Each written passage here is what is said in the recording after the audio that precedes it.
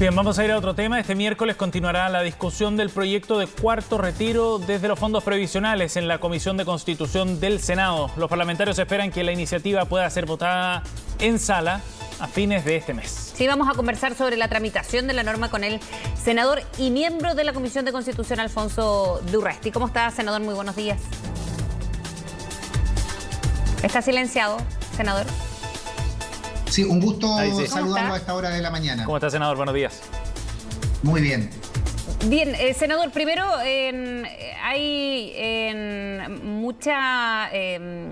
se ha generado mucha polémica, particularmente lo que pasó ayer con esta presentación del presidente del Banco Central, ¿no? Para seguir discutiendo el cuarto retiro. ¿Cambian algo lo que presentó ayer el presidente de esta institución o sigue el camino en curso que llevaban los senadores en la comisión?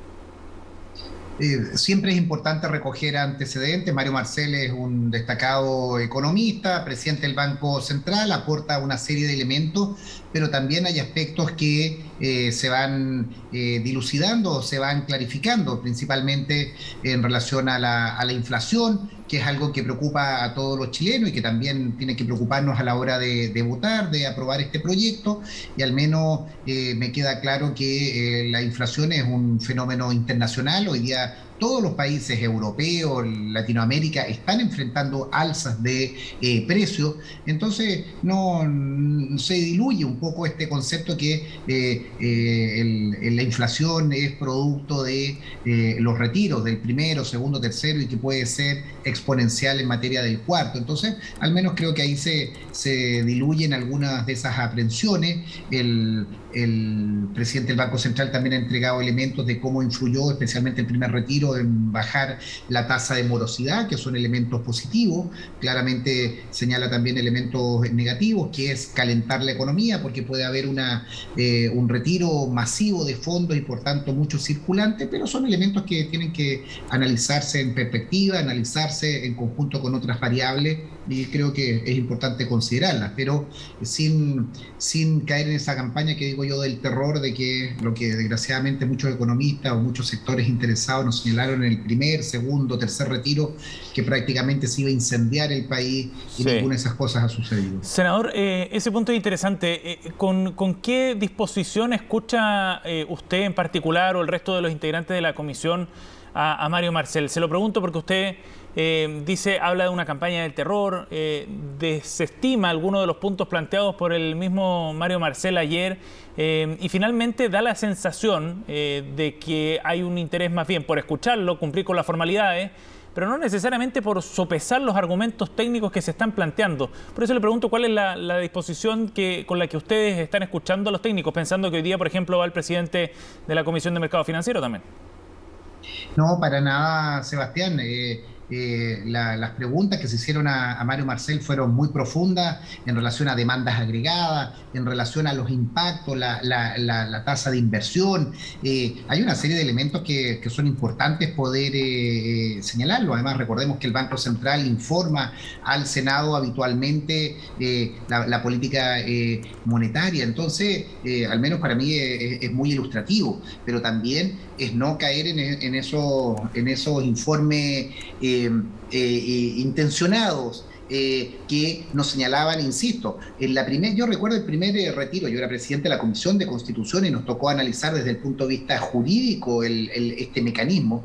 Nos decían que esto iba a ser un descalabro económico, que se iba a gastar el dinero solo en bienes suntuarios. Se calcula que en el primer retiro un 40% de la morosidad bajó, porque los chilenos y chilenas con su retiro pagaron deuda bancaria, pagaron deuda, y eso ayuda al mercado. Imagínense, Sebastián, lo que ha significado, y seguramente miles de personas estarán viendo este programa, con las pensiones de alimentos. Deudas que se mantenían durante largo tiempo y que hoy día, gracias a la subrogación, gracias a la retención que se hace, se están pagando pensiones de alimentos que afectan a niños y niñas en decenas de lugares.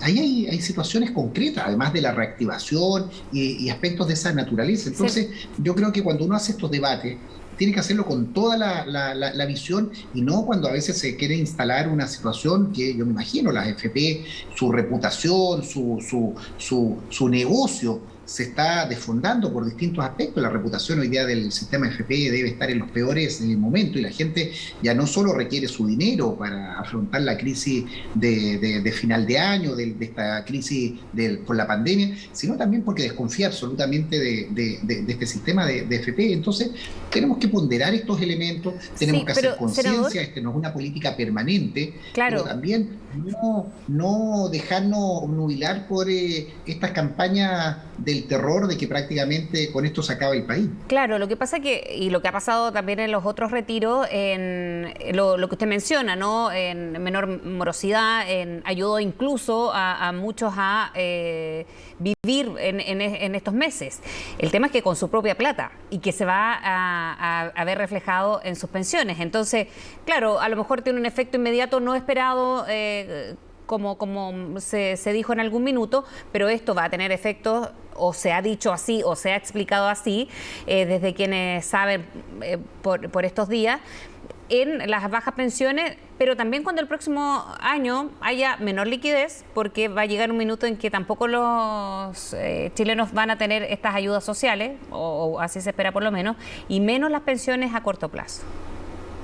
Frecia, aquí hay una tormenta perfecta y se lo decíamos tanto al ministro de Hacienda, al ministro del Trabajo, que también estuvieron presentes en las sesiones anteriores. El gobierno llegó tarde. Recuerden que el IFE, el ingreso familiar de emergencia, se estableció en 65.000 pesos. En 65.000 pesos.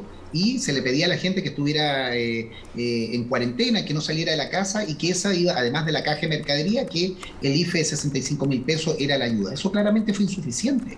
Con el IFE universal se permitió ayudar, focalizar en más personas y permitir que existiera menos movilidad. Ahí se logró corregir. Este gobierno llegó tarde y yo lo valoro, que tanto Mañalich como otros ministros lo han reconocido hoy día, que claramente fue tardía la reacción. Entonces, claro, hay una situación de emergencia, hay una situación absolutamente excepcional, que es el retiro de fondos. Y digamos otra cosa también, Frecia, alguien que está con 20, 30 millones de pesos en sus cuentas de ahorro de las FP, sabe que no va a tener una pensión digna, van a ser de 180, 150 mil pesos. Entonces esa persona nos dice legítimamente: yo prefiero anticipar ese fondo, utilizarlo ahora para no perder el negocio, para pagar las deudas, para enfrentar este momento duro, y ya me la veré en pensión. O sea, aquí el gran problema es que no tenemos un sistema previsional, no tenemos un sistema de seguridad social.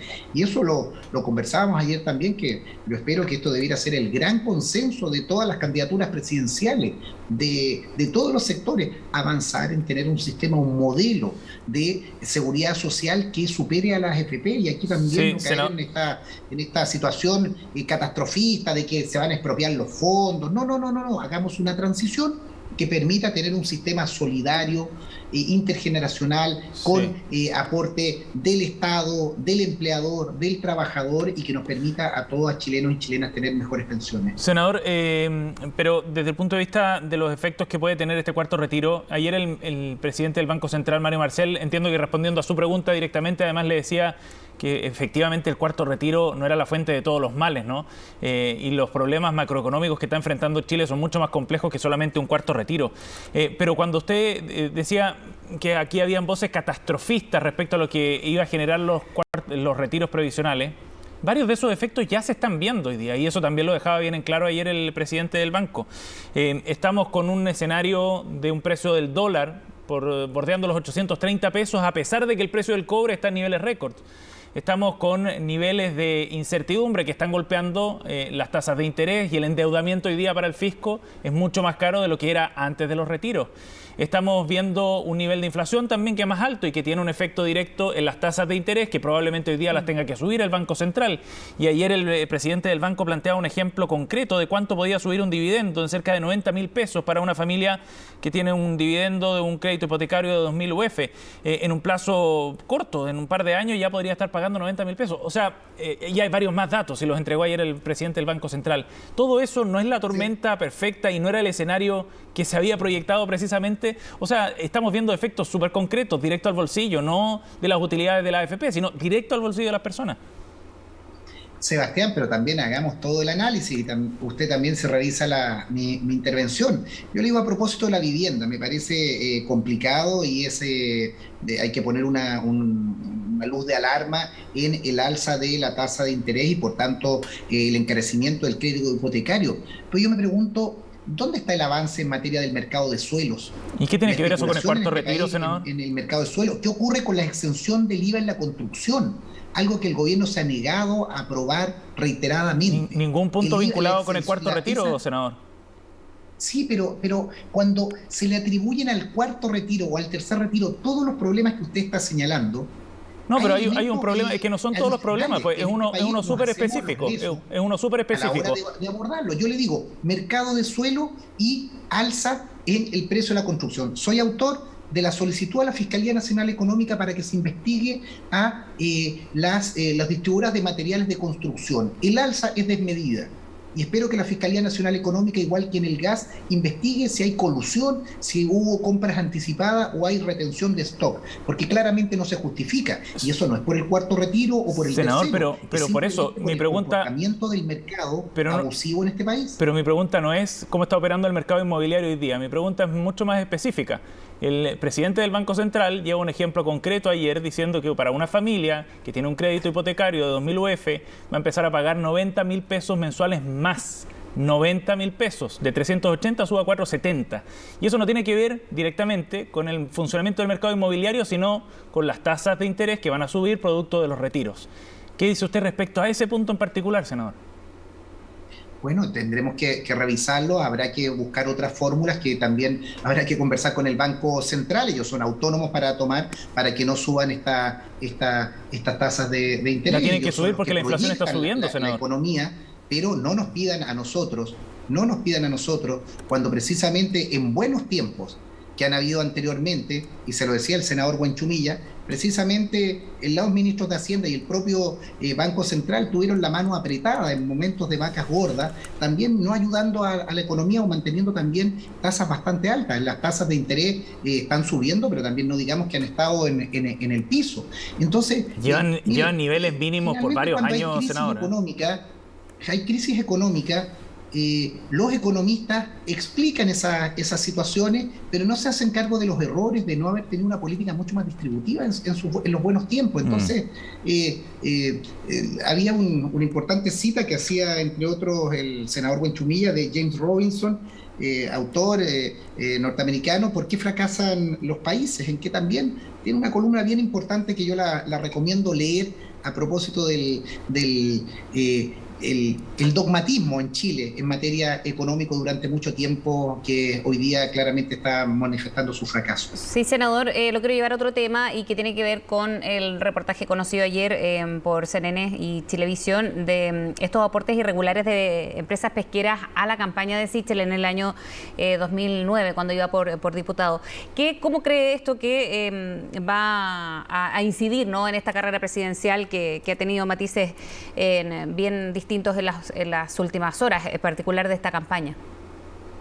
Creo que es un golpe adicional a una campaña que ya se está desmoronando de Sichel. Creo que el debate el día lunes, el debate anterior, lo deja muy mal ubicado. La mentira, la duda, el ocultamiento que tuvo Sebastián Sichel respecto al propio primer retiro, yo creo que le restan bastante credibilidad en su sector. Estos hechos vienen a coronar una situación bastante zigzagueante de él, no solo en el periplo ideológico que ha tenido en todos los gobiernos habido y por haber desde la recuperación de la democracia, sino también hoy día en el financiamiento de su campaña. Yo espero que lo pueda aclarar, espero que esto sea transparente, pero creo que claramente aquí hay un candidato que fue inventado, que fue vendido y fue presentado como un producto nuevo, ajeno a la política, ajeno a las malas prácticas, y creo que le han salido todos los fantasmas. Yo espero que esto se aclare, pero a mí lo que me preocupa es que es un candidato que, insisto, tiene un discurso, tiene un planteamiento y la realidad de su entorno, de su propio comportamiento, dista mucho de la realidad. Ya lo vimos en esto del financiamiento del 2009 y también lo vimos respecto a su omisión o su retiro del 10%, el primer 10%, ocultando eso y amenazando a los propios diputados que no hicieran una votación a en esa misma línea. Es algo absolutamente contradictorio y que creo que quienes votaron, quienes alentaron, quienes están detrás de Sichel deben estar bastante arrepentidos hoy día. Bien, senador de Urresti, muchas gracias por hablar con CNN. Que tenga buen día. Chao, senador, muy amable. Buenos días.